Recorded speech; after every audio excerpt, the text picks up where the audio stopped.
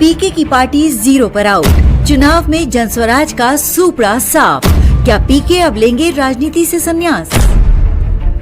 बिहार विधानसभा चुनाव 2025 के जब नतीजे आए तो एनडीए को प्रचंड बहुमत मिला। प्रधानमंत्री मोदी और मुख्यमंत्री नीतीश कुमार की आंधी में विपक्ष उड़ गया। महागठबंधन डबल डिजिट में ही सीमित रह गया। इस सुनामी में पीके यानी प्रशांत किशोर की जनस्वराज पार्टी भी पूरी तरह ध्वस्त हो गई। बिहार चुनाव से पहले प्रशांत किशोर ने बड़े बड़े डींगे हाँके, लेकिन जब नतीजे आए तो जनस्वराज पार्टी का डब्बा गोल हो गया। बिहार की जनता ने पीके को एक सीट न दी। जाने माने चुनावी रणनीतिकार प्रशांत किशोर ने अपना राजनीतिक विश्लेषक का करियर छोड़कर बिहार में विधानसभा चुनाव लड़ने का फैसला किया, लेकिन वो शुरू होने से पहले ही खत्म हो गया। पीके ने 2 अक्टूबर 2024 को जनस्वराज पार्टी लॉन्च की थी, इस दावे के साथ कि वो बिहार को बदल कर रख देंगे। 243 सीटों में से 238 सीटों पर उम्मीदवार उतारे। चुनाव शुरू होने से पहले राज्यव्यापी पद यात्रा निकाली। करीब 5000 से ज्यादा गाँवों का दौरा किया। 2 महीने से ज्यादा तक ये पद यात्रा चली। इसमें उन्होंने बेरोजगारी, पलायन, शिक्षा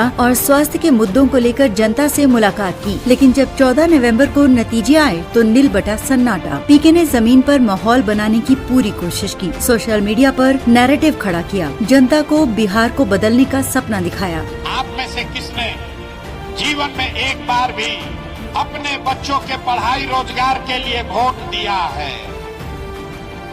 देखिए कैसे जनता चुप। आपके वोट में इतना ताकत है कि आपके बच्चे को पढ़ाई रोजगार मिलेगा, खाली आपको रास्ता समझना है। लेकिन पीके के ये दावे और सब वादे सब बेअसर साबित हुए। चुनाव से पहले पीके ने 2 सबसे बड़े दावे किए, जिसकी जनता ने हवा निकाल दी। पीके के 2 सबसे बड़े दावे। पहला दावा, जनसुराज या तो अर्श पर होगी या फर्श पर। नतीजा निकला फर्श पर। दूसरा दावा, जेडीयू को 25 से ज्यादा सीटें नहीं मिलेंगी। नतीजा निकला जेडीयू ने चुनाव में शानदार प्रदर्शन किया। प्रशांत किशोर ने बिहार को नापा, जिला, प्रखंड, तहसील, गाँव सब टटोला। कुल मिलाकर पूरे राज्य का फील्ड सर्वे कर डाला। लेकिन जैसे ही ईवीएम खुली, जनता ने उनकी हर अपील को, हर वादे को, हर बड़े दावे को नजरअंदाज कर दिया। चुनावी रणनीतिकार के रूप में प्रशांत किशोर का ट्रैक रिकॉर्ड शानदार रहा। राजनीतिक दलों को सत्ता दिलाई, लेकिन जब बारी अपनी पार्टी की आई, अपनी रणनीति को वोट में बदलने की आई, तो नतीजा आया 0। चुनाव से ठीक पहले जनस्वराज पार्टी में भगदड़ भी हुई। नामांकन से पहले 5 उम्मीदवारों ने पीके का साथ छोड़ दिया और एनडीए में शामिल हो गए। मतलब पार्टी संगठन चुनाव में पहले से ही डगमगा गया था। इतना ही नहीं, चुनाव नजदीक आते आते पीके का जोश भी ठंडा हो गया। उन्होंने खुद डर के मारे चुनाव नहीं लड़ा, साथ ही बाकी राजनीतिक दलों की तरह बहुत ज्यादा चुनाव प्रचार भी नहीं किया। पीके ने कहा था